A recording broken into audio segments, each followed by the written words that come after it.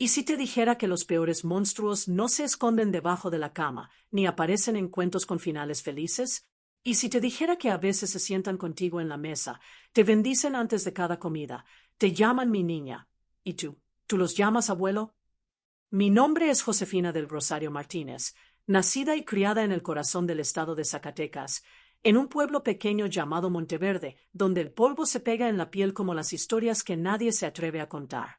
Hoy tengo 82 años, y con esta edad me he dado cuenta de que hay heridas que no sanan con el tiempo, solo aprenden a sangrar en silencio. La mayoría de quienes me conocen ahora me llaman Doña Fina, la señora de los dulces que vende empanadas de guayaba cada domingo en la plaza.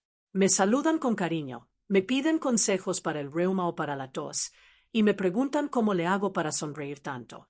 Pero ninguno sabe la verdad. Ninguno sabe que debajo de estas canas, de esta espalda encorvada, de estas manos arrugadas, vive una niña de 10 años, con la mirada rota y el alma enredada en una noche que nunca terminó. Contar esto no es fácil. No lo ha sido nunca. Lo he intentado tantas veces en mi mente, pero la voz se me quiebra antes de llegar a la garganta. Hoy, sin embargo, algo dentro de mí me dice que es hora. No por mí, yo ya he aprendido a vivir con esta carga, sino por todas las niñas que, como yo, crecieron en hogares donde el amor tenía condiciones y la inocencia se rompía en la oscuridad. Yo vivía en una casa de madera pintada de celeste, con macetas de bugambilias colgando en la entrada y un columpio viejo que mi padre hizo con sus propias manos. Éramos 5 en casa, mi papá, mi mamá, mis 2 hermanitos menores y yo. Hasta que el 8 de junio de 1956 la muerte vino por mi madre, y ese mismo día el infierno vino por mí. Porque hay días en la vida que no terminan cuando se pone el sol. Hay días que se quedan atrapados para siempre en el cuerpo. Y el mío comenzó esa madrugada de lluvia, cuando mi madre no despertó con la voz entera, y yo, sin saberlo, empecé a perderla para siempre. Ese día también fue el primero en que me quedé a solas con mi abuelo, el hombre que había vivido con nosotros desde que falleció mi abuela, el hombre que en los velorios hablaba de Dios y en la cocina hablaba con el diablo. Aquel día cambió todo. Aquel día fui niña por última vez. Y si usted cree que ya ha escuchado historias duras, le prometo que lo que voy a contarle supera todo lo que el alma puede imaginar. Si tú también crees que ya es hora de romper silencios, comenta abajo, estoy contigo, Doña Fina. Dale me gusta a este video como un acto de apoyo a quienes cargan cicatrices invisibles. Y suscríbete al canal, porque lo que viene no es solo una historia. Es una verdad que por décadas nadie quiso escuchar. Esa mañana comenzó con un silencio diferente. No el silencio tranquilo del amanecer en Monteverde, sino uno denso, cargado de algo que mi corazón infantil aún no sabía nombrar. La lluvia golpeaba con suavidad las tejas del tejado, y el cielo tenía ese tono gris azulado que anunciaba días largos y fríos. Me desperté antes que mis hermanos, movida por una inquietud extraña. Algo no estaba bien. Desde el cuarto de mis padres, escuché una tos seca, profunda, que sacudía las paredes. Me acerqué despacio, sin hacer ruido, con la bata de franela arrastrando por el suelo. Empujé la puerta y vi a mi madre, Rosaura, acostada con el rostro enrojecido por la fiebre, los labios ligeramente morados, respirando con dificultad. Era como si cada bocanada de aire le costara una batalla. «Mamá, ¿estás bien?», pregunté, acercándome con miedo. Ella abrió los ojos con esfuerzo, me sonrió de forma débil y dijo con voz entrecortada, «Es solo una gripe, mi cielo. No te preocupes». Pero su sonrisa no era la de siempre. Era una máscara dolorosa. Mi padre, Ramón, estaba sentado en una silla al pie de la cama. Parecía más preocupado que nunca. En sus ojos no había espacio para la calma. Cuando mi madre intentó incorporarse y no pudo, él se puso de pie bruscamente. «No podemos esperar más. La voy a llevar al hospital de Villa Tranquila». Esa era la ciudad más cercana, a 1 hora en carreta, y donde había un pequeño centro de salud. Volteó hacia mí con la voz firme, pero cargada de apuro. «Fina, cuidas a tus hermanos. No salgan de casa. Vuelvo en cuanto pueda». Sentí un escalofrío, no por la lluvia, sino por la responsabilidad inesperada. Tenía apenas 10 años. Mi abuelo, Baltasar, quien vivía con nosotros desde la muerte de mi abuela, apareció en ese momento. Era un hombre corpulento, de voz grave, cejas espesas y una mirada que siempre me había inquietado. Dijo: «No te preocupes, Ramón. Yo también me quedo. Nada les va a pasar». Puso la mano en el hombro de mi padre. Recuerdo que ese gesto me pareció demasiado fuerte, demasiado posesivo. Mi padre envolvió a mamá en mantas gruesas y la ayudó a subir a la carreta. Vi su figura desvanecerse entre la neblina y la lluvia, y por alguna razón que no comprendía, sentí un nudo formarse en mi estómago. Fue la última vez que vi a mi madre con vida. Su mano se asomaba bajo la manta, y agitó los dedos levemente al verme en la puerta. Esa imagen se quedó grabada en mi alma como una fotografía eterna. Pasé el día tratando de mantener la calma. Preparé el desayuno para Toño y Marina, mis hermanos de 8 y 5 años. Les serví pan con mantequilla de maíz, como mamá solía hacer. Mi abuelo se quedó en la sala la mayor parte del tiempo, fumando su tabaco y observando la lluvia por la ventana. No hablaba mucho. Solo decía cosas como: «El clima está maldito hoy» o «Tu padre debió llevarla antes». Al mediodía preparé arroz con frijoles. Toño me preguntó si mamá volvería pronto. «Claro que sí», mentí. «Está en el hospital, pero va a regresar pronto». Marina, más pequeña, solo se aferraba a su muñeca de trapo, sin entender mucho de lo que pasaba. A medida que la tarde se alargaba, empecé a sentir la ansiedad morderme por dentro. Cada trueno, cada ráfaga de viento, me hacía brincar. Mi abuelo caminaba por la casa en silencio, como un león encerrado, husmeando con los ojos cada rincón. Cuando se detenía a mirarme, algo en mí se tensaba. A las 7 de la noche acosté a mis hermanos. Les conté una historia de hadas, de esas que mamá inventaba. Toño lloró un poco antes de dormir. Marina se quedó dormida con el dedo en la boca. Yo no podía dormir. Me senté en la mesa de la cocina con las manos entrelazadas. El reloj de pared marcaba cada segundo como una cuenta regresiva. A las 9 en punto escuché el ruido de la carreta. Corrí a la ventana. Era papá. Solo, mojado, con los hombros hundidos y los ojos vacíos. Cuando entró, no dijo nada. Solo me miró y negó con la cabeza. No resistió, Fina. La neumonía la devoró en un suspiro. No recuerdo haber gritado. Solo sentí como si mi alma se apagara. Papá me abrazó con fuerza. Yo me quedé quieta, como si ya no fuera parte de ese cuerpo. Mi abuelo se acercó, dijo algo como: «Dios así lo quiso», y sirvió 2 copas de mezcal. Papá tomó una y desapareció en su habitación, donde lloró hasta que amaneció. Yo me quedé sentada. Mi abuelo me sirvió la otra copa. «Ayuda a dormir el dolor», dijo. No sé por qué acepté. Quizá porque en ese momento todo me parecía irreal. Di un sorbo. Ardió como fuego. Me lloraron los ojos. Luego otro. Y otro. Hasta que todo se volvió borroso. Él me llevó a su cuarto. Yo apenas podía caminar. Me dijo que no despertara a los niños. Que me cuidaría. Que ahora yo era la mujer de la casa. Lo que sucedió después se convirtió en el secreto más oscuro de mi vida. Solo recuerdo fragmentos. La fuerza, el olor a tabaco, su voz susurrándome cosas que aún hoy me despiertan sudando. La confusión, el terror, el dolor. Desperté en mi cuarto, junto a Marina, con manchas en las sábanas, con sangre en mi ropa interior, con mi niñez hecha pedazos. Corrí al baño, me miré al espejo. Ya no era una niña, era una sombra. Esa mañana preparé el desayuno como si nada hubiera pasado. Mi padre estaba destruido. Me abrazó y me dijo: «Tu madre estaría orgullosa de ti».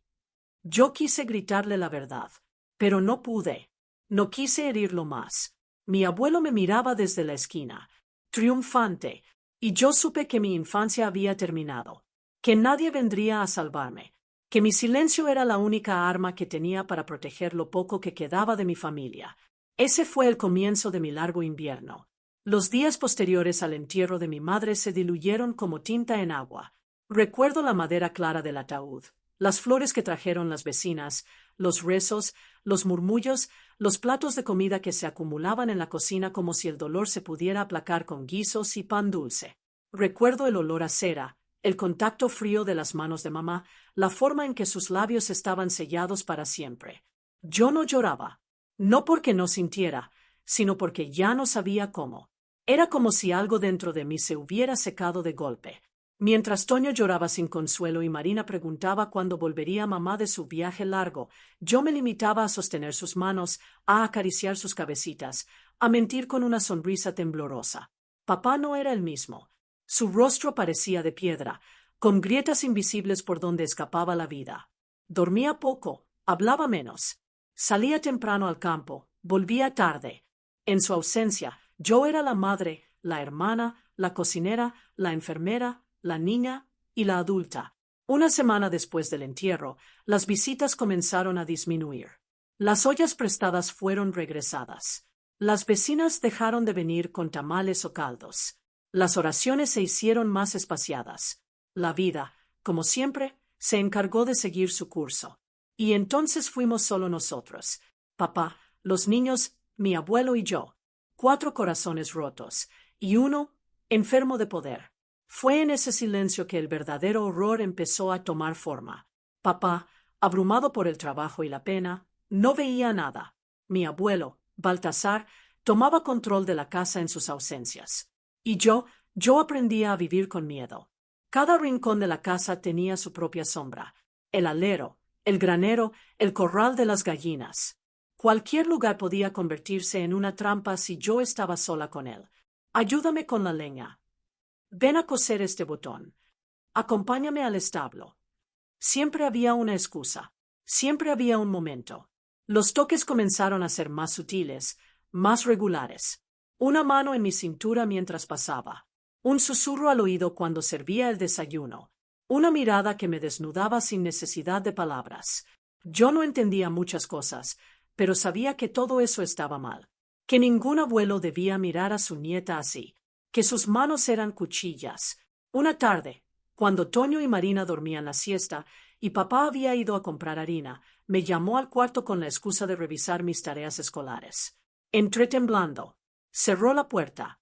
Puso una mano en mi espalda. Me dijo que ahora yo era su responsabilidad, que debía hacerlo sentir hombre. Me resistí. Lloré, pero sus palabras fueron más fuertes que mis lágrimas. Si hablas, destruyes esta familia. Tu padre no lo soportaría. Moriría de tristeza. Y así me silenciaba, una y otra vez, no con violencia directa, sino con culpa, con el miedo disfrazado de promesas, con la manipulación que convierte a una niña en su propia carcelera. Yo vivía una doble vida. De día, era la hija perfecta. De noche, una sombra temblorosa. Una noche soñé con mamá. La vi parada frente a la casa, con un vestido blanco, llamándome. Desperté empapada en sudor, con el corazón a punto de estallar. Me levanté, salí al patio descalza y grité su nombre. Solo el eco me respondió. Me senté en el aljibe y lloré hasta que amaneció. En ese tiempo, dejé de jugar, dejé de reír, dejé de ser niña. Mi cuerpo empezaba a cambiar y eso me aterraba. Los pequeños bultos en mi pecho, el crecimiento de mi cadera. Todo parecía ser una trampa. Empecé a usar vestidos holgados, a envolverme el torso con tiras de tela para esconder lo que crecía. No quería que él notara nada, pero claro que lo notó. Ya estás creciendo, dijo un día mientras yo barría el corredor. Tu madre también floreció pronto. Sus palabras me revolvieron el estómago. Quise correr, quise matarlo, pero solo apreté el palo de la escoba con fuerza hasta que mis nudillos se pusieron blancos.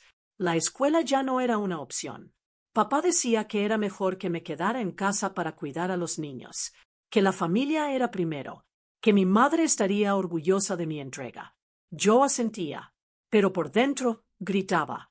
Cada día me volvía más hábil para evitarlo. Aprendí a leer sus gestos, a anticipar sus movimientos. Si me buscaba con la mirada, yo huía al corral. Si preguntaba por mí, me escondía en el desván, donde el olor a heno y polvo era más amable que su aliento de tabaco. Descubrí un rincón detrás del horno de adobe, donde podía meterme entera. Allí, entre arañas y oscuridad, me sentía más segura. Dormía poco. Comía menos. Mis ojos se hundieron, mis mejillas se volvieron huesudas. Estás muy flaca, dijo tía Magdalena, la prima de papá que venía cada 2 domingos. Y tus ojos tienen algo que no me gusta. Fue la primera vez que alguien lo notó. Que alguien vio más allá del disfraz. Me sentí desnuda, descubierta, vulnerable. Quise correr hacia ella. Quise abrazarla y contarle todo. Pero una mirada de mi abuelo desde el porche me congeló. Ni se te ocurra, decían sus ojos. Ni una palabra. Después de esa visita, él fue más cuidadoso. Me trataba con distancia cuando había testigos, pero cuando estábamos solos, me recordaba con palabras suaves que yo era suya, que ya no era una niña, que las mujeres deben aprender a obedecer. En esos días, empecé a dormir con una tijera bajo la almohada. No sabía si algún día la usaría, pero tenerla me daba una falsa sensación de poder. También trancaba la puerta con una silla. Practicaba cómo gritar en silencio. Aprendía a hacer una cuerda con sábanas por si alguna vez necesitaba escapar por la ventana. Pero no escapé. No entonces. Tenía miedo. Miedo a que nadie me creyera. Miedo a destruir a papá. Miedo a quedarme sola con mi culpa. Un día de septiembre, me miré al espejo largo del ropero de mamá. Me vi. Y no me reconocí. Ya no era Josefina. Era otra. Una sobreviviente. Una niña vieja. Una niña rota. Ese día juré que, si no podía huir, al menos resistiría. Que no me rendiría. Que no le daría el placer de verme destruida. Y aunque no podía hablar, empezaría a pelear. El frío en Monteverde siempre fue implacable, pero ese año el invierno parecía haberse instalado en mi pecho. El viento se colaba por las rendijas de las ventanas, haciendo que cada rincón de la casa crujiera como si llorara conmigo. Papá salía al campo desde muy temprano, a veces antes de que el sol se atreviera a asomarse. A él lo consumía la ausencia de mamá, y a mí me consumía un infierno distinto. Mi abuelo Baltasar se volvió más cuidadoso después de aquella vez que me dejó marcas en el brazo y papá las vio, pero su mirada no cambió. Sus intenciones seguían vivas, latentes, como brasas bajo cenizas. Sabía que solo era cuestión de tiempo para que encontrara otra oportunidad. Me vigilaba. Conocía mis horarios. Sabía cuándo estaba sola. Y yo aprendí a anticiparlo, a fingir dolores de estómago, a encerrar a mis hermanos conmigo en el cuarto cuando sentía que el peligro estaba cerca. Pero no siempre era posible evitarlo. Las palabras que me decía después de cada abuso eran siempre las mismas. Esto queda entre nosotros. Josefina, tu papá no lo soportaría. ¿Quieres matarlo de pena? Y yo, envuelta en la culpa y el miedo, callaba. Era como si él supiera exactamente cómo manipular mis emociones, como si hubiera nacido para romper a las niñas en silencio. Una tarde de diciembre, mientras mis hermanos estaban en casa de los vecinos jugando con los hijos de la familia Duarte, mi abuelo me pidió que lo ayudara a reparar la bisagra de la puerta del establo. Sentí el corazón golpearme con fuerza en el pecho, pero no pude negarme. Caminamos en silencio por el patio, con el cielo gris amenazando tormenta. Apenas llegamos, cerró la puerta detrás de nosotros. Y antes de que pudiera reaccionar, ya estaba encima de mí. Fue más brutal que las veces anteriores. Me cubrió la boca con su mano. Me susurró al oído que si me movía, haría daño a mis hermanos. Me resistí con todas mis fuerzas. Luché. Grité contra su palma. Lloré, pero fue inútil. Al terminar, me dejó tirada sobre la paja, con el vestido rasgado y las piernas temblando. Me arrastré hasta el lavadero y traté de limpiarme, de borrar el horror con agua fría. Pero no se borraba. Nunca se borraba. Esa noche no cené. Toño me preguntó si estaba enferma. Le dije que solo estaba cansada. Marina me trajo una manta y me abrazó. Me quedé en el suelo, con ella dormida sobre mi brazo, como un ancla que me impedía naufragar por completo. Los días siguientes viví como un fantasma. Cocinaba, lavaba, barría, cuidaba de mis hermanos, pero por dentro yo ya no existía. Solo era un cuerpo que respiraba por costumbre. En enero llegó la feria patronal del pueblo. Todos los años se colocaban carpas en la plaza principal, vendían algodones de azúcar, hacían rifas y juegos mecánicos. Papá decidió llevarnos para intentar devolver algo de alegría a nuestras vidas. Fuimos los 4. Mi abuelo se quedó en casa, alegando que no estaba para esas tonterías. Recuerdo que por primera vez en meses sentí algo parecido a la felicidad. Ver a Toño ganar un trompo en una tómbola, a Marina subir al carrusel riendo, a papá comiéndose un elote como si fuera niño otra vez. Yo misma me permití sonreír. Por unas horas, el peso desapareció. Pero al regresar a casa, lo primero que vi fue la mirada de mi abuelo desde la ventana. Estaba furioso. Había bebido. Tenía la cara roja y la voz temblorosa. Me llamó al granero apenas papá se fue a acostar. Me negué. Le dije que estaba cansada. Me gritó. Dijo que lo había desobedecido, que las mujeres no se ríen en ferias cuando tienen deberes en casa. Le respondí por primera vez con fuerza. Le dije que no iba a ir, que no era suya. Me abofeteó. Caí al suelo. Me pateó en la costilla, pero no me arrastró. No lo logró. Me arrastré yo sola hasta mi cama, llorando en silencio, apretando los dientes para no despertar a nadie. A la mañana siguiente, tuve fiebre. Me dolía todo el cuerpo. Papá me tocó la frente y decidió llevarme al dispensario. Fue ahí donde me vio doña Leticia, la enfermera, una mujer entrada en años, de ojos claros y alma intuitiva. Me revisó con delicadeza. Al ver los moretones en mi costado, frunció el ceño. ¿Te caíste?, preguntó. Asentí, pero mis ojos me traicionaron. Ella no insistió, pero me abrazó antes de que saliéramos. Fue el primer abrazo sincero que sentí desde que mamá se fue.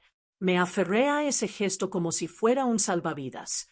Sentí que alguien, en algún rincón del mundo, podía intuir mi dolor.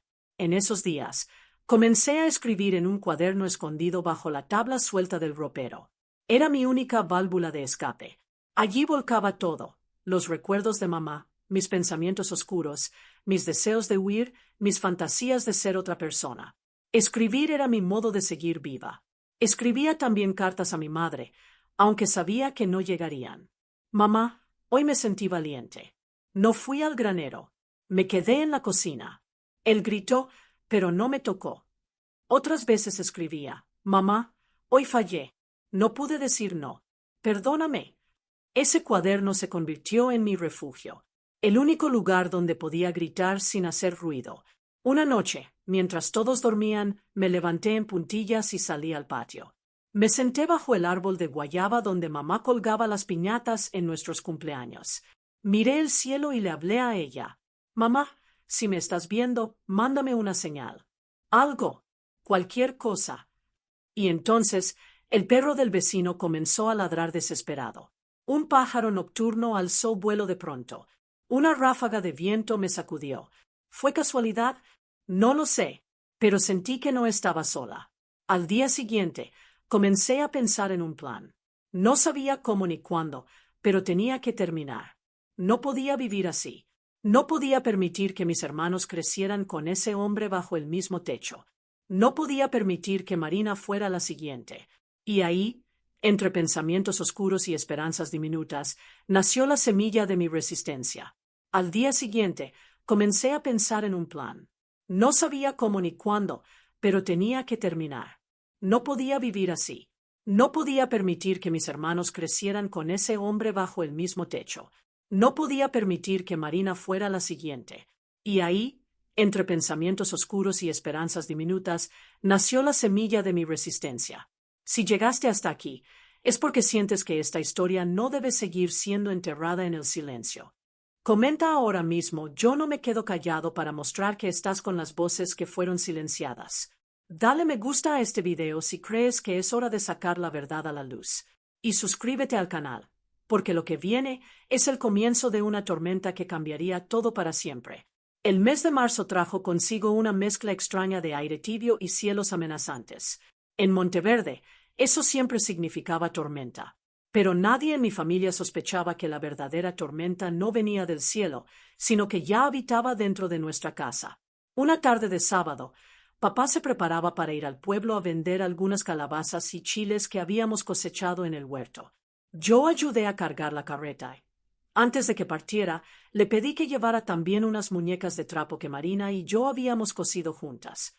Él me sonrió, como hacía tiempo no lo hacía, y me revolvió el cabello. Eres igualita a tu madre, siempre buscando ayudar a todos. Toño y Marina fueron invitados a la casa de los González, nuestros vecinos, para una merienda y juegos. Era raro que estuviéramos tan separados, pero aquel día sucedió así. Me quedé sola en casa con Baltasar. Lo supe en cuanto escuché las ruedas de la carreta desaparecer por el camino de tierra. El silencio fue absoluto. Mis manos comenzaron a temblar. Fui a la cocina y comencé a lavar el fogón con una mezcla de agua y ceniza.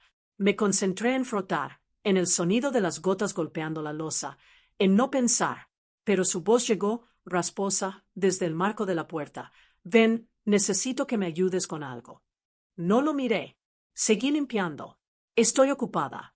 Quiero terminar antes de que vuelva papá, dije sin levantar la vista. Fue la primera vez que lo desobedecí abiertamente. Hubo un silencio tenso, espeso, que pareció llenar toda la habitación.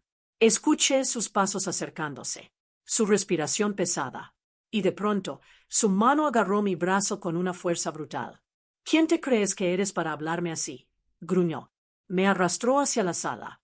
Luché, pataleé, grité. Ya no me importaba. Pero entonces sucedió algo que no esperaba. El sonido de ruedas regresando. La voz de papá. «Josefina». Baltasar me soltó como si quemara. Me empujó hacia el fogón. Ve a ver quién llegó. Y ni una palabra. Corrí hacia la puerta, con el corazón latiendo como tambor. Era papá. Había regresado antes por una tormenta que se aproximaba. Llevaba los ojos cansados, pero al verme tan agitada, frunció el ceño. «¿Todo bien?», me preguntó. Quise decirle todo, contarle todo, pero la voz no me salió. Solo asentí. Entró con las compras, y mientras descargaba los costales, me regaló un trozo de tela para hacer un vestido. «Es para ti. Te lo ganaste». Esa noche llovió con fuerza. El cielo crujía con relámpagos y el viento aullaba por las rendijas. En la cocina preparaba chocolate caliente para mis hermanos. Papá entró y me ayudó a remover la olla. De pronto, al tocar mi brazo, notó las marcas. Me miró. «¿Qué es esto?». «Me pegué limpiando», dije rápido. No parecía convencido. Me estudió en silencio. «¿Hay algo que no me estés contando?», preguntó con voz suave. Mis ojos se llenaron de lágrimas, pero solo negué. Esa noche, mientras mis hermanos dormían, él me tapó con la cobija y susurró: «Tu madre estaría orgullosa de ti. Pero si algún día sientes que algo anda mal, tienes que decírmelo». Su voz temblaba. Sus palabras me abrazaron más que la manta. No respondí, pero en mi interior algo se encendió. En los días siguientes, papá empezó a comportarse de forma distinta. Ya no se perdía en la llanura del campo. Regresaba más temprano. Nos miraba más. Escuchaba más. Me observaba con una atención que nunca antes había mostrado. Y Baltasar, él también lo notó. Sus intentos de quedarse a solas conmigo disminuyeron, y cuando lo lograba, se mostraba nervioso, mirando por encima del hombro, con menos seguridad. Parecía que ya no tenía el control total. Yo lo observaba, lo medía, lo enfrentaba con la mirada. Era una batalla silenciosa, pero yo no pensaba ceder. En abril, sucedió algo que me dio aún más fuerza. Doña Leticia, la enfermera, vino a la casa para traer unas medicinas a papá que tenía tos. Me pidió que la acompañara a la cocina. Allí, me miró con seriedad. «Sé que algo te está pasando, Josefina. Si algún día quieres hablar, solo tienes que decírmelo». Sus palabras me sacudieron. La abracé, por primera vez, sin miedo. No le conté nada, pero en mi corazón supe que tenía un lugar seguro. Papá la observó desde la sala. Me miró. Me dijo: «Ella es buena gente, como tu madre». Y entonces supe que él también comenzaba a sospechar. La tensión en casa aumentaba. Baltasar se volvió irritable. Evitaba quedarse solo conmigo, pero cuando lo hacía, me amenazaba con la mirada. Me decía en voz baja: «¿Crees que te van a creer? Eres solo una niña loca». Pero yo ya no le creía. Ya no era la misma. Había empezado a notar cosas que antes no veía: los detalles, los silencios, las señales de papá, la mirada protectora de doña Leticia. Un sábado por la noche, mientras todos dormían, tomé mi cuaderno escondido y escribí: «Hoy creo que no estoy sola. Hoy siento que la verdad comienza a golpear la puerta». Y esa puerta estaba por abrirse.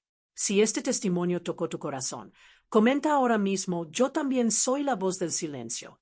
Dale me gusta si crees que las niñas como Josefina merecen justicia y paz. Y suscríbete al canal. porque en el próximo capítulo la verdad empezará a salir de las sombras. La llegada del mes de mayo trajo consigo un cambio imperceptible pero profundo. No fue algo que se pudiera señalar con el dedo, pero estaba ahí, como un murmullo que se convertía en viento, como un susurro que se transformaba en voz. En la casa, cada paso, cada mirada, cada silencio tenía un peso diferente. Papá había empezado a quedarse más en casa. Por las tardes se sentaba con nosotros a pelar elotes o desgranar frijol. A veces leía el periódico en voz alta para Toño. Marina se le trepaba en las piernas, como hacía cuando mamá aún vivía, y él le acariciaba el cabello sin decir una palabra. Amy me observaba con una atención que me incomodaba al principio, pero luego comprendí, estaba buscando respuestas. No sabía aún qué preguntar, pero algo en su interior ya le había dicho que su hija no era la misma. Yo, por mi parte, seguía escribiendo. Cada noche, cuando todos dormían, abría mi cuaderno de tapas marrones y volcaba allí mi alma. Escribir se volvió más que una costumbre. Era un ritual, una forma de afirmarme. Estoy viva. Esto es real. No estoy loca. A veces escribía los diálogos que deseaba tener con papá. En otras páginas, imaginaba a mamá regresando y abrazándome, diciendo que ya todo había pasado. Pero no todo había pasado. Baltasar seguía allí. Aunque sus oportunidades de quedarnos a solas disminuyeron, su presencia era como una sombra constante. Se sentaba en su silla vieja de mimbre, mascando tabaco, observándome. Su mirada ya no tenía el descaro de antes, pero aún estaba cargada de control, de amenaza. Una noche, después de la cena, papá me pidió que lo ayudara a cerrar el gallinero. Mientras acomodábamos los costales de alimento, se detuvo de pronto y me miró directamente a los ojos. Fina, ¿hay algo que quieras contarme? Sentí que el corazón se me paralizaba. El aire se volvió espeso. No, papá. Respondí casi en un susurro. Él se acercó, me tomó de los hombros y dijo, si alguna vez alguien te hace sentir miedo en esta casa, quiero que sepas que puedes hablar conmigo. Pase lo que pase. Las lágrimas me nublaron la vista. Bajé la cabeza. No podía. Aún no. Pero algo en mí se agitó. Días después, ocurrió algo inesperado. Tía Magdalena, la prima de papá, vino a visitarnos. Trajo empanadas de cajeta y arroz con leche. Se quedó conversando con papá en el corredor. Yo los observaba desde la cocina. A mitad de la conversación, ella señaló hacia mí y dijo algo que no pude escuchar. Papá respondió con un gesto serio. Ella asintió y luego, al marcharse, me abrazó más fuerte de lo habitual. Te ves más fuerte, Fina, más despierta. Fue la primera vez en mucho tiempo que alguien me decía eso. Más despierta, como si hasta entonces hubiera estado dormida. Esa misma noche ocurrió un incidente que se convirtió en la grieta definitiva. Papá decidió salir un momento para buscar leña seca antes de que la lluvia regresara. Me pidió que preparara chocolate caliente para cuando volviera. Toño y Marina ya dormían. Baltasar apareció en la cocina justo cuando yo comenzaba a hervir la leche. Tu padre salió, ¿verdad? Preguntó con esa voz que ya conocía demasiado bien. Me tensé. Se acercó. Hace tiempo que no hablamos tú y yo. Me estás olvidando. Su mano rozó mi hombro. Me giré de inmediato y lo empujé. No me toques. Él se detuvo. Me miró, sorprendido. ¿Qué dijiste? Te dije que no me toques. Mi voz no tembló. No bajé la vista. Fue la primera vez que lo enfrenté con palabras. No gritos, no lágrimas. Palabras, claras, firmes. Él retrocedió medio paso, pero sus ojos ardieron de rabia. No sabes lo que estás haciendo, niña malagradecida. Sí sé, estoy diciendo que no más. En ese momento, la puerta se abrió con un golpe. Era papá. Había escuchado todo. El silencio que cayó después fue brutal. Papá se quedó en la entrada, con los ojos como brasas. ¿Qué pasa aquí? Preguntó con la voz tensa. Baltasar trató de hablar, pero papá levantó la mano. Josefina, ¿quieres decirme algo? Lo miré. Durante varios segundos. Sentí que el mundo entero se reducía a ese instante. Mi respiración era un trueno. Mi corazón, un tambor. No, papá, nada más por ahora. Papá asintió, pero su mirada dijo que no dejaría las cosas así. Esa noche, no dormí. Al día siguiente, papá se levantó más temprano de lo usual. Preparó café. Se sentó conmigo en la mesa. No dijo nada durante un rato. Luego preguntó, ¿quieres que el abuelo se vaya? Las palabras me llegaron como un relámpago. Asentí. Él no preguntó más. No presionó. Solo se levantó, me besó la frente y dijo, confío en ti. Y esa fue la primera grieta en el muro del silencio. Si alguna vez sentiste que tu voz no era escuchada, comenta ahora, mi voz también importa. Dale me gusta si crees que ningún niño debería vivir con miedo. Y suscríbete, porque la tormenta aún no ha terminado, y lo que viene revelará más que una verdad. Revelará una decisión que cambiará sus vidas para siempre. A partir de esa mañana, el ambiente en casa cambió. No se rompió el silencio por completo, pero algo dentro de él se resquebrajó. Papá, al decir confío en ti, me entregó una llave.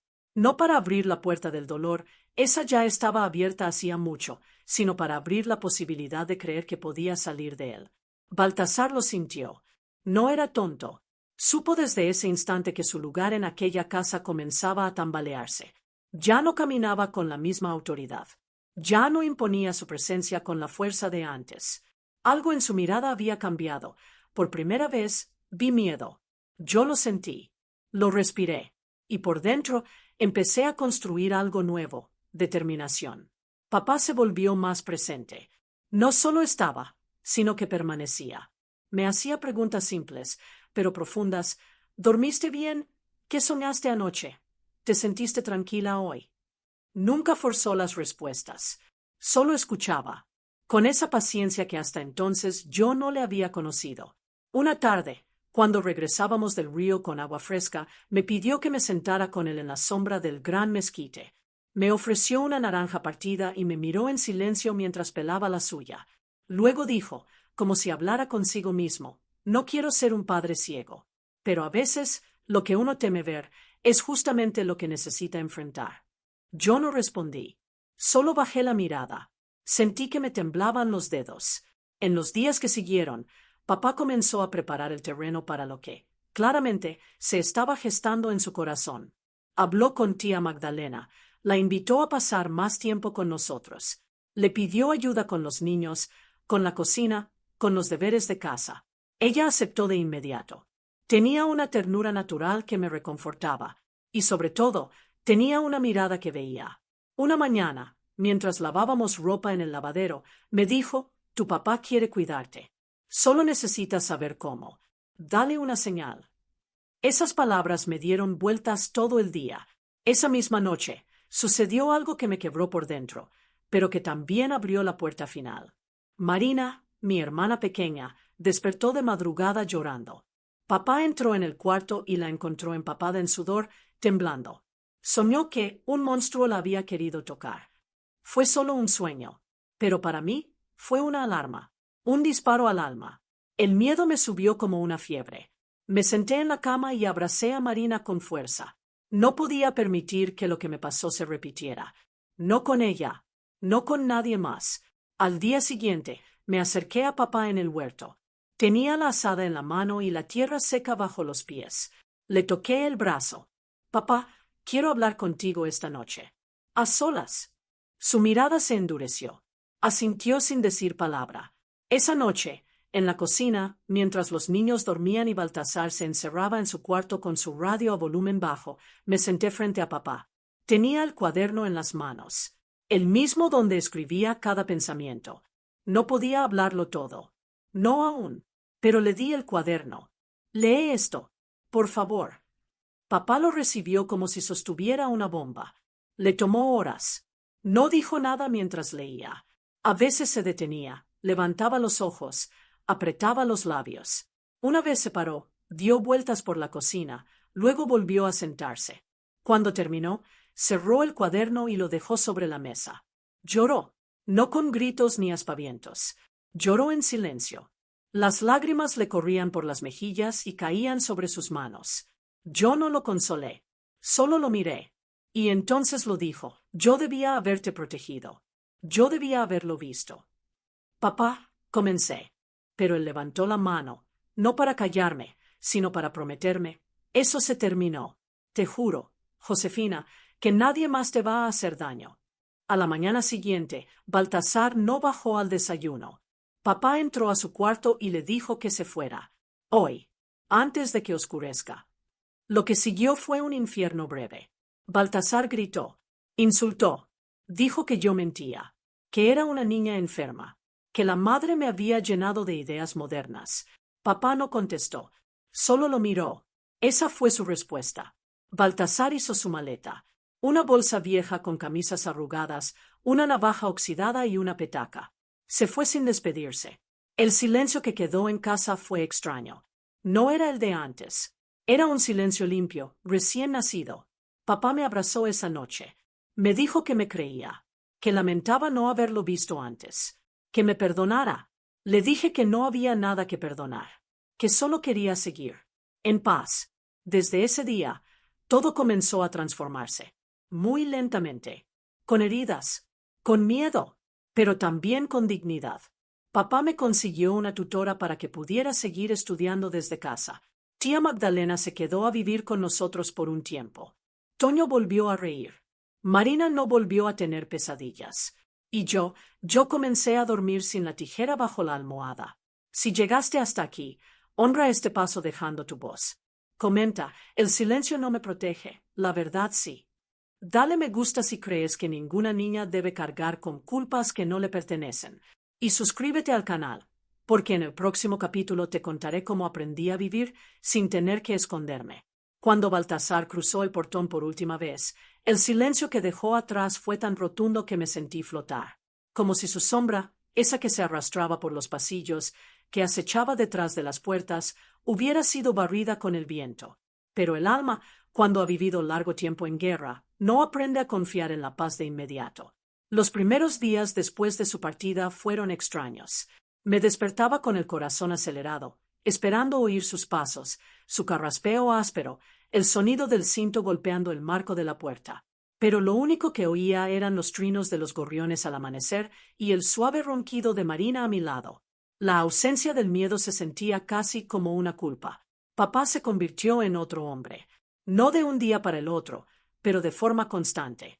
Comenzó a cocinar conmigo, a regar las plantas de mamá, a leer los textos que leía en voz alta para mí. Me sorprendía viéndolo a veces, sosteniendo mi cuaderno entre las manos, como si lo estudiara palabra por palabra. En sus ojos no había juicio, solo dolor y promesa. Yo, en cambio, iniciaba un proceso mucho más lento, el de reaprenderme. Durante años, mi vida había estado regida por el miedo, la vigilancia, la estrategia de supervivencia. Ahora, de pronto, tenía que aprender a ser niña de nuevo. Pero ya no era una niña. No del todo. La infancia me había sido arrancada de raíz. Y sin embargo, había algo en mí que se aferraba con uñas al deseo de volver a soñar. Comencé a levantarme temprano para escribir. Ya no en secreto, sino en la galería, al aire libre. Las palabras fluían de otra manera. Escribía sobre el olor de los duraznos maduros, sobre el sabor de las empanadas de tía Magdalena, sobre los juegos tontos de Toño que hacían reír a Marina. Cosas pequeñas, cosas luminosas. Era como si mi alma comenzara a limpiar las ventanas por donde entraba la vida. Una tarde, papá me dijo que había conseguido una profesora particular para mí, una mujer viuda, de nombre Leonor, que había sido maestra en la escuela del pueblo antes de enfermarse. Venía 2 veces por semana, cargando libros con tapas gastadas y el aroma a café en la ropa. Leonor fue paciente. Nunca preguntó más de la cuenta, pero con sus ojos claros me decía, te veo, te respeto. No necesitas contarme todo para que sepa que tienes fuerza. Me enseñó a amar la historia, a escribir poemas, a sumar sin dedos. Me hacía preguntas sobre el futuro. ¿Qué te gustaría hacer cuando seas grande? Y yo, al principio, no sabía qué responder.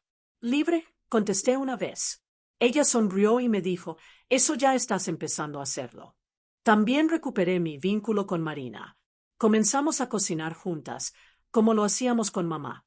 Hacíamos pan de elote, dulces de leche, tortillas a mano. Me contaba sus sueños, sus juegos en la escuela, los apodos de sus amigas. Toño, por su parte, se volvió más protector. Una tarde, al ver que un primo del vecino me hablaba de forma burlona, lo empujó y le gritó, Con mi hermana no te metas. Nunca supe qué tan consciente era de lo que yo había pasado, pero en su forma de cuidarme había una ternura diferente.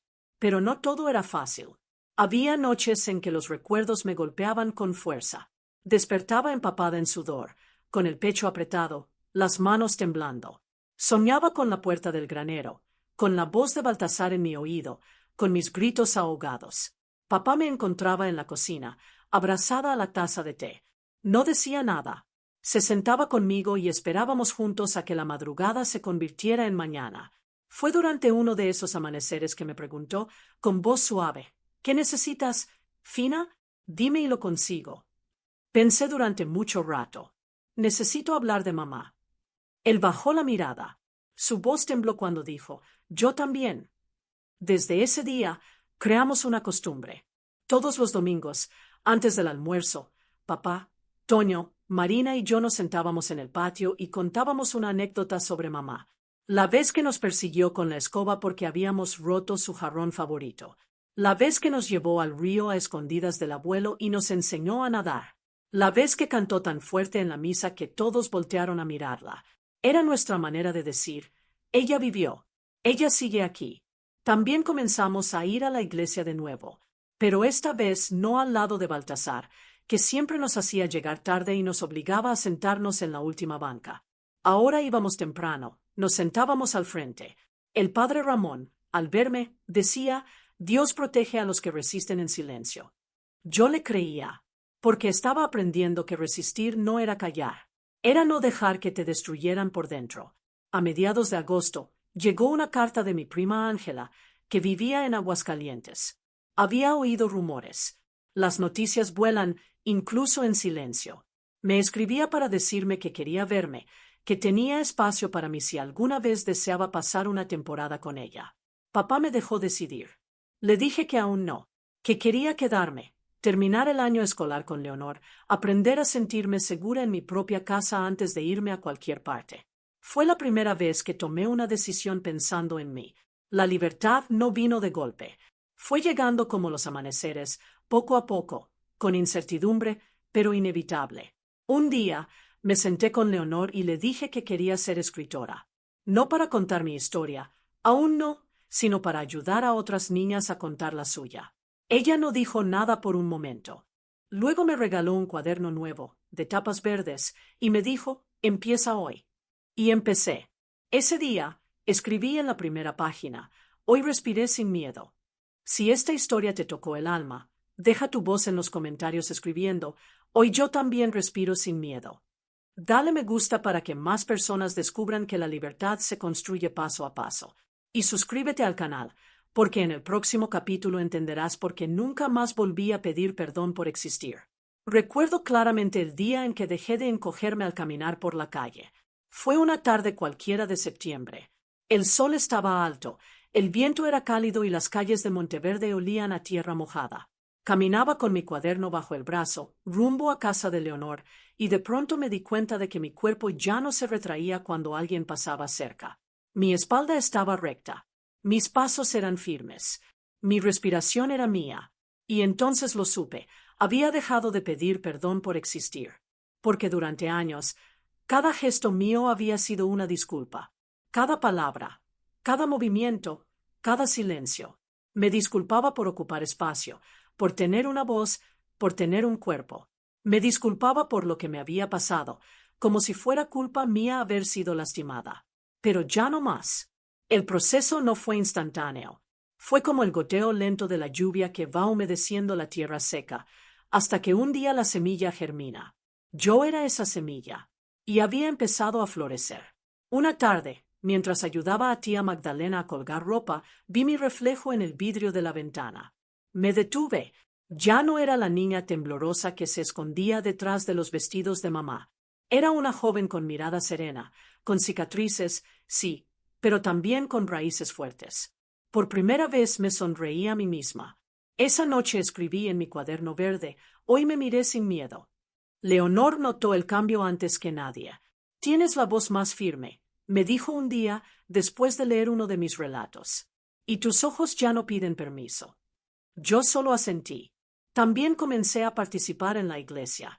Ayudaba a organizar las lecturas, a limpiar los bancos, a cuidar a los niños pequeños durante las misas.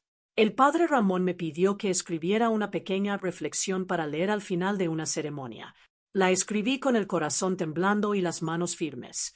Hablé del perdón, pero no del que se otorga a los que hacen daño, sino del perdón que una se debe a sí misma por haber callado tanto tiempo. Al terminar de leer, hubo silencio, y luego un aplauso suave, respetuoso, como un abrazo colectivo. Papá estaba en la última banca. Tenía los ojos llenos de lágrimas. Esa noche me dijo, nunca había estado tan orgulloso de ti, hija. Seguimos adelante. Marina crecía con una risa libre, sin los miedos que me habitaron a su edad. Toño se volvió hábil con la carpintería, construyó una pequeña estantería para mis libros. Tía Magdalena decidió quedarse definitivamente. Nuestra casa, que antes era un sitio de sombra y tensión, ahora respiraba vida, flores en las ventanas y pan recién horneado en las tardes. Un día, llegó una carta inesperada. Era de mi primo Fabián, hijo del hermano mayor de Baltasar. Decía que el abuelo vivía con ellos, pero que estaba viejo, enfermo y que pedía verme, que quería hablar conmigo, que tenía cosas que decir. La carta me sacudió.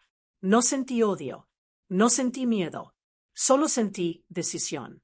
Le respondí que no necesitaba escuchar nada, que mis oídos ya no estaban disponibles para la culpa ajena, que mi silencio había sido su escudo durante años, pero que ahora mi voz era mía, que no deseaba venganza, pero tampoco reconciliación, que había aprendido a vivir sin él. Papá me abrazó al leer la carta. No dijo una palabra. No hacía falta. En octubre, participé por primera vez en una lectura pública en la biblioteca del pueblo. Leí un relato corto sobre una niña que aprendía a hablar con los árboles. Al final, una mujer se me acercó y me dijo, «Tu historia me recordó cosas que no sabía que aún dolían». Nos abrazamos, y supe, con certeza, que mi dolor tenía propósito. Empecé a soñar en grande. Quise estudiar literatura. Quise viajar. Quise escribir libros para niñas que, como yo, habían sentido que el mundo no era seguro, pero que aún así merecían imaginar castillos y aventuras. Papá, aunque humilde, me dijo, haremos lo que sea necesario. Y lo hizo. Comenzó a vender más productos en la feria, aceptó trabajos extras, pidió ayuda a viejos amigos. Me inscribí en un curso por correspondencia. Las lecciones llegaban en sobres grandes, que yo abría como si fueran cofres del tesoro. Las palabras comenzaron a construir puentes, de mi pasado hacia mi futuro, de mi miedo hacia mi coraje. Una tarde, mientras caminaba por el camino de tierra que lleva a la escuela rural, me crucé con un grupo de niñas. Una de ellas, muy pequeña, me detuvo y me dijo, «Mi mamá dice que tú escribes cosas bonitas. ¿Puedo leer alguna?» Saqué un cuadernito de mi bolso y se lo di. Lo recibió como si le entregara un regalo del cielo. Fue ahí, en ese instante, que entendí que ya no estaba sobreviviendo. Estaba viviendo. Y eso, después de todo, es la mayor victoria. Si alguna vez sentiste que no merecías el lugar que ocupas, comenta, no pido perdón por existir. Dale me gusta para que esta historia llegue a quienes necesitan saber que sí hay salida. Y suscríbete al canal, porque en el próximo y último capítulo te contaré cómo finalmente aprendí a vivir sin miedo. Vivo en la misma casa de Monteverde donde todo comenzó, la misma casa que fue testigo de mi infancia rota, de los silencios impuestos, de las noches sin sueño, pero también del renacimiento que me trajo hasta aquí. Ya no hay sombras pesadas en los pasillos, ni puertas que crujen como advertencia. Ahora hay luz, hay flores, hay pan caliente sobre la mesa. Hay nietos que corren en el patio, hay una mecedora que chirría suave en el atardecer, hay paz. Y sobre todo, hay voz. Después de todo lo que viví, uno pensaría que aprender a vivir sin miedo sería como cruzar una puerta y respirar aire nuevo. Pero no. Vivir sin miedo fue un proceso lento, casi invisible. Fue despertarme cada día y elegir no ceder ante los recuerdos. Fue volver a confiar en las personas, una por una. Fue mirar mi cuerpo y reconocerlo como mío. Fue perdonar a esa niña que fui por no haber hablado antes y abrazarla con ternura cada vez que volvía a llorar dentro de mí. Durante décadas, mi historia fue un secreto. La guardé no por vergüenza, sino por miedo a que nadie pudiera sostenerla. Porque eso es lo que más duele de un trauma. El temor de que, si se dice en voz alta, las palabras se rompan antes de llegar al otro. Pero hoy ya no tengo miedo de romperme, porque descubrí que incluso los pedazos pueden tener forma. Incluso las ruinas pueden ser hogar. Hace unos años, con la ayuda de Leonor, publiqué mi primer libro. Fue una recopilación de relatos y poemas escritos desde lo más profundo de mi infancia bajo un seudónimo. No quería fama. Solo quería que mis palabras llegaran a alguien que, como yo, hubiera crecido en silencio. Recibí cartas de mujeres de todo el país. Algunas jóvenes, otras mayores. Algunas que aún callaban, otras que habían comenzado a hablar. Todas decían lo mismo. Gracias. Me hiciste sentir que no estoy sola. Y es por eso que hoy, en este video, me atrevo a mostrar mi rostro, a decir mi nombre completo, a dejar de esconderme detrás de las letras. Porque ya no tengo nada que ocultar. Porque la vergüenza nunca fue mía. Mi nombre es Josefina del Rosario Martínez. Nací en Monteverde, Zacatecas. Sobreviví al abuso de quien debió cuidarme. Luché con una infancia marcada por el silencio, una juventud cercada por la desconfianza, una adultez llena de reconstrucción. Pero hoy, puedo decirlo sin temor, estoy en paz. ¿Significa eso que todo sanó? No. Algunas heridas nunca cierran del todo, pero aprendí a vivir con ellas. Aprendí a reconocer mis cicatrices como mapas de mi camino. Aprendí a transformar el dolor en palabra, el miedo en mensaje, la memoria en semilla. Mis hijos, porque sí, formé una familia, conocen mi historia. Crecieron sabiendo que su madre fue una niña rota, pero nunca una mujer vencida. Mis nietos me llaman abuelita fina y les leo cuentos antes de dormir. Cuentos que escribí yo. Cuentos donde las niñas siempre son valientes, donde las casas siempre tienen ventanas abiertas y donde los monstruos nunca ganan. A veces me preguntan si cambiaría algo de mi pasado. Si pudiera, ¿volvería atrás y borraría todo? Y aunque parte de mí anhela una infancia sin dolor, la verdad es que no. Porque gracias a lo que viví, descubrí quién soy. Descubrí la fuerza que habita en mí, la voz que se negó a morir, el amor que aún crece en mis manos a pesar de todo. Hoy, miro el espejo y ya no veo a la niña rota. Veo a una mujer que resistió. A una mujer que se reconstruyó con las piezas que le dejaron. A una mujer que, por fin, aprendió a vivir sin miedo. Y si tú llegaste hasta aquí, si me escuchaste hasta el final, si esta historia tocó algo dentro de ti, entonces quiero decirte algo. Tú también puedes. No importa cuánto tiempo hayas callado. No importa cuán profundas sean tus heridas. No importa si todos a tu alrededor te hicieron creer que no tenías derecho a hablar. Tú puedes romper ese silencio. Tú puedes mirar hacia adentro y empezar, aunque tiemble la voz, aunque duelan las palabras. Y si nadie te lo dijo aún, déjame ser yo quien lo diga. Tú mereces vivir sin miedo. Tú mereces ocupar tu lugar en el mundo. Tú mereces contar tu historia. Y ser escuchada. Y ser creída. Y ser amada, tal como eres. Gracias por acompañarme. Gracias por escuchar. Gracias por no mirar hacia otro lado. Y ahora, si tú también crees que las historias como la mía deben ser contadas, comenta aquí abajo.